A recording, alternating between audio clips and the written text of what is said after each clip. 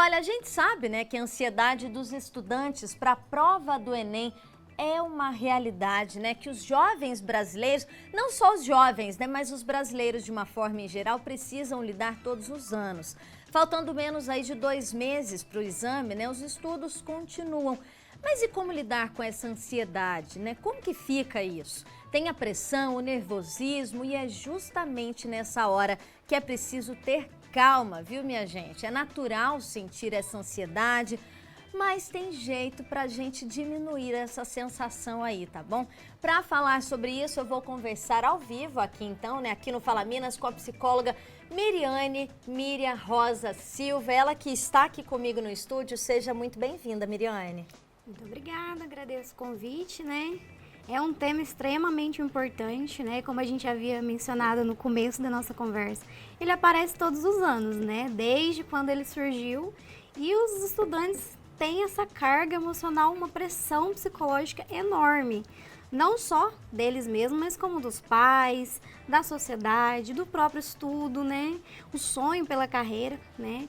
E assim, questão de controle vai de cada pessoa, né? Cada pessoa encontra uma forma, tem aquelas dicas, as dicas padrões, né? Como controle de respiração, incrementar uma atividade física para justamente, né, desacelerar essa mente. Porque a ansiedade remete muito a esse pensamento do que está por vir. E o vestibular, né, o Enem é justamente isso, né? Próximo aí, né, faltam 2 meses, ou seja, essa pessoa está com a mente lá na frente. Então ela acaba não conseguindo viver o presente, que é se controlar nos estudos, por exemplo. É aquilo, né? O deixar de viver o presente, a pessoa acaba não estudando muito bem, pensando no amanhã que ainda não chegou, né? E como lidar, como a gente sabe, né, o que é a ansiedade, essa ansiedade normal que todo mundo sente, da diferença da ansiedade patológica, que aí já é algo mais sério. Então, né, vamos dizer assim, existem uns níveis de ansiedade, como você mencionou. Existem aqueles que a pessoa, ela tem a ansiedade, ela ainda consegue fazer as coisas normais do dia a dia, né, isso não atrapalha, né, a dinâmica dela dos afazeres. E aquela ansiedade que trava. Então, a pessoa, por exemplo, questão dos estudos, ela fica tão ansiosa que ela só pensa sobre aquilo, né, o que está tornando a ansiedade maior, o estudo, por exemplo, o curso, que ela não retém as informações que ela está estudando. A mente fica acelerada lá na frente. Então, aquela coisa que ela está lendo, que ela está estudando, tirando as dúvidas com o professor e tudo mais, não fica, né?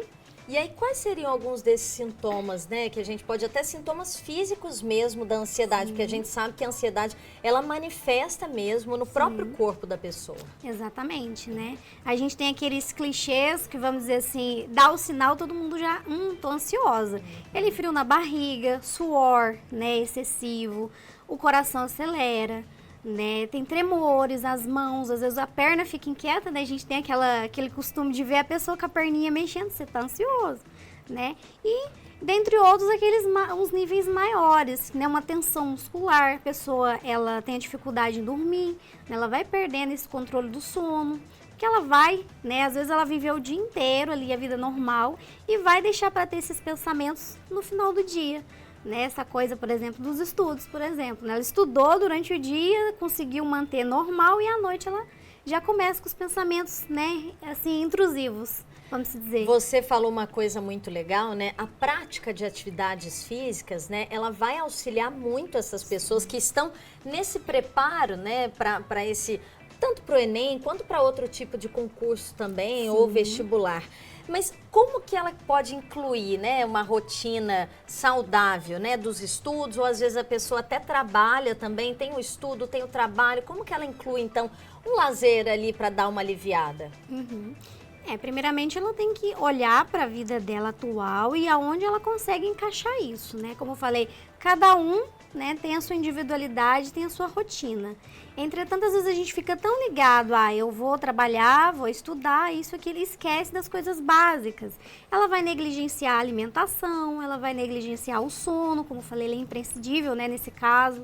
E atividade física, às vezes, é a última coisa que ela vai pensar. E ela ajuda muito, porque ela vai produzir hormônios do bem, que a gente já conhece aí, né? E vai desacelerar essa mente, esse corpo que está retendo muita energia, né? Por conta dessa ansiedade, mas vamos dizer assim, os estudantes, por exemplo, né? Eles, às vezes, quando não tem trabalho, eles só vão estudar para se preparar, eles conseguem adquirir isso com mais facilidade. Mas tem estudantes que, infelizmente, já têm que ingressar no mercado de trabalho e manter a rotina de estudos. Então, às vezes, não é um exagero querer fazer 2 horas de atividade física, ele pode fazer 30 minutos. E a questão dos estudos também, que é importante falar, é que não adianta querer estudar 8 horas, né, 6 horas, tem que ter ali as suas 4 horas básicas do dia e nessas 4 horas fazer um intervalo. Então é nesse intervalo que ela pode, às vezes, né, trazer essa presença. Mais do que 4 horas, a gente já não consegue, então, captar melhor o que a gente está estudando? Infelizmente não, né? Assim, tem pesquisas que já apareceram aí sobre isso e é muito isso. O cérebro vai ficando cansado, a nossa mente cansa. Porque além de estar pensando nos estudos, ainda vai aparecer uma outra coisa, alguma questão de um relacionamento, uma questão familiar. Então, dependendo do momento de vida, é mais algo para se agravar. Então a gente às vezes não tá, como eu falei, né? O estudante, ele às vezes tem só o estudo, volta para casa e tudo mais, mas ele tem as próprias questões ali também que podem vir a atrapalhar o estudo, né? E aí, vamos lá, a gente chegou lá, né, no dia da prova, dia do Enem, são dois fins de semana. Como que a gente acorda de uma melhor forma ou tem uma noite melhor de sono para chegar bem preparado ali para aquela prova? Porque a gente sabe, temos 2 meses ainda pela frente, dá tempo de estudar um pouquinho mais o que não estudou. Mas no dia, né, um dia antes, não adianta querer estudar, né? Nem é o ideal, né? É bom ela dar esse descanso para poder realmente, como eu falei, até as informações virem. Porque ela vai ficar focada às vezes, né? Qual que é o tema da redação que preocupa tanto, né? Quando, nossa, tá próximo, o que será que vai cair? Aí começa a ver um monte de informações, as especulações do que vai ser. E aí ela fica tentando estudar naquele tempinho próximo. E aí vai ficar muito sobrecarregado, né? E aí vem mais ainda as crises, né? Vamos dizer. Mas é importante essa questão do sono, né? Dar um jeito de maneirar nas redes sociais, porque a gente fica muito nessa coisa das redes sociais, ali vai estar falando sobre isso, às vezes lê informação, né? Vai trazer essa memória, nossa, é o Enem amanhã e tudo mais, e tem que dormir, com certeza. No dia da prova, como lidar com esse nervosismo? A gente sabe que tem algumas técnicas, né, de respiração. Sim. Essa respiração, né, a gente parar, sentir que a gente está respirando de uma forma mais calma e até sentir que o coração está desacelerando, é uma boa tática para o dia do exame? Sim, né? A gente pode usar essa técnica em várias questões, né? E no dia ajuda muito, porque quando você tá com essa coisa, como eu falei, né, acelerado, falta uma oxigenação ali no cérebro. Você tá com o coração acelerado, então tá tudo muito. Como eu falei, né, a gente soa e tudo mais. Então ela respirando, ela consegue, parece que, voltar para si, né? A gente meio que dá uma desligada do corpo, a gente fica só sentindo os sintomas, respirando vai desacelerar esse coração, vai suar menos, vai conseguir, né, fazer a mente ficar um pouquinho mais calma, né? E tem toda a técnica ali, né? Para os familiares, né, que estão acompanhando a gente, pais, mães, avós, tios, até para os profissionais, né, professores que acompanham o Fala Minas aqui, quais são umas dicas também, né, para tentar auxiliar essas pessoas que estão ali próximo a essas pessoas, a esses candidatos que vão fazer o Enem? Porque a gente sabe que o círculo onde a gente convive também é muito importante, né? Se tem pressão, a gente vai ficar mais ansioso. Agora, se a gente tem uma pessoa ali para dar a mão do lado, para acalmar, é muito importante também, né, Miriam? Com certeza, né? Com relação aos pais, familiares, né, as pessoas ali do ciclo social, né, do estudante, é importante maneirar nas palavras, né? Às vezes o que a pessoa fala, a cobrança, às vezes soa diferente, um pouco mais agressiva, e ali vem toda aquela coisa, né, da autoestima do próprio estudante. Poxa, eu tenho que agradar os meus pais, eu tenho que conseguir aquela faculdade, como a gente falou, né? Às vezes a única chance da pessoa mudar de vida, né? De uma forma, assim, mais fácil, né? Porque a gente ganha uma bolsa, né? Então tem toda aquela questão, essa pressão social também, né? Então, assim, os familiares, eles têm que ter um cuidado com o que eles vão abordar. Então, cobrar de uma maneira mais sutil, né? Não parecer que é a única chance da pessoa, que haverá outras possibilidades, não acabou ali, caso não consiga, né? e principalmente apoiar, né? E como a gente pode falar assim, se o pai, né, ali as pessoas próximas estão vendo que está ficando muito difícil, buscar uma psicoterapia, buscar algumas alternativas, né? Não é só sozinho que a gente resolve às vezes, a gente pode buscar auxílio, né? E eles estarem ali para apoiar é essencial. Tá vendo só, gente? Eu falo que é muito importante a gente falar também, né, dessas pessoas que estão ali por trás ou ao lado ou, né, junto aí com esses estudantes, esses jovens que estão se preparando para o Enem, porque às vezes a carga vem do lado de fora. Né, a cobrança, como a Miriane disse aqui, ela vem, não é só do aluno, né? Mas ela sabe, olha, meu pai, ele sabe que eu posso, que eu preciso, né? Ele conta comigo para eu fazer um bom Enem, porque é a porta de entrada, né, para muitas universidades, né? Então, a gente precisa ter calma, né? A Miriane disse uma coisa muito importante, usar as palavras de uma forma mais sutil, porque é nesse momento que a pessoa tá fragilizada também, né, Miriane? Sim, com certeza. E não acaba ali, né? Vamos dizer assim, o jovem que está saindo do ensino médio, ele tem toda a expectativa para terminar o ensino médio. Aí vem o Enem. Pós-Enem, ele tem que aguardar o resultado, que é ali que muitos, né, se descontrolam, porque às vezes pós-prova sabe que às vezes não foi tão bem, ou então foi muito bem, tá feliz, mas e agora? Qual curso eu vou escolher? Tava em dúvida entre um e outro. Então, até a própria escolha. Tem muitos jovens hoje em dia que chegam no final do ensino médio e ainda não sabem o que querem fazer. Mas eu preciso fazer o Enem. Aí realizo o Enem, beleza. Mas e agora? Eu vou pelo curso que os meus pais querem, pelo meu sonho, pelo que dá mais dinheiro e por aí vai. Vai aparecendo outras dúvidas que geram ansiedade.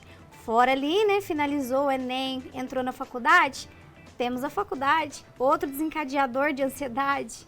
Né? Eu falo que se a gente for parar para pensar, se a gente não souber lidar com a ansiedade, a gente, né, tá perdido no mundo, porque tudo gera ansiedade, né? A gente vem aí de uma pós-pandemia, né, onde a gente acabou ficando mais confinado em casa, tendo menos contato social, né, Miriane? E isso também ocasionou um aumento muito grande da ansiedade. Com certeza, né? Muitas pessoas finalizaram o seu estudo, inclusive de forma online. E ali a gente sabe que no conforto do lar, às vezes a gente dá uma procrastinada. A gente ainda, né? Muitos voltaram agora com o estudo real, assim, não, agora eu vou focar porque a pandemia me atrapalhou. Então, assim, ainda temos sintomas pós-pandemia, né? Toda essa questão, né? De lidar com o social. Estava retido, né? Então, assim, estamos aí no mundo com novas possibilidades. Miriane, para a gente encerrar aqui nosso bate-papo, quais dicas assim básicas e simples que você daria para essas pessoas que estão se preparando, né, nesses últimos 2 meses aí para esse Enem, que para muitos é a porta de entrada para a faculdade? Sim, a gente vê, né, que as pessoas costumam deixar as piores, né, tem mais dificuldade de estudo para o final. Né, estudou que tem facilidade ali, às vezes no final vou pegar a matemática, vou pegar aquilo que eu tenho mais dificuldade. É ali que às vezes aparecem, né, os sintomas maiores, porque eu não vou dar conta. Trabalhar uma autoconfiança, né, autoestima, né, como eu falei, fica sempre à porta aí da psicoterapia, né, se a pessoa não consegue, né, no momento pagar uma psicoterapia, buscar outras alternativas, né, e vamos dizer assim, aumentando essa autoconfiança, ela vai conseguir melhorar nos estudos também, porque ela não vai colocar tanta pilha em cima de si, né? E com certeza filtrar esses comentários, né? A gente vê que às vezes as pessoas têm uma experiência ruim e vai colocar isso na nossa mente. E isso é essencial, como eu falei, a questão dos pais, né? Conversar com esses pais, olha, o que vocês estão falando está me dando uma pressão muito grande, eu estou com dificuldade, né? Como que vocês podem me ajudar com relação a isso? Porque a criança ali, o adolescente, ele tem uma dificuldade em falar com os pais abertamente sobre as próprias emoções, né? Então, fica essa dica, né, de você não está sozinho, né? Existem outros profissionais que podem te ajudar, a família pode te ajudar, amigos que às vezes já estão na faculdade, eles vão dar esse acalento, né, no emocional. É isso, gente. Olha, espero que vocês tenham gostado dessas dicas, desse bate-papo aqui.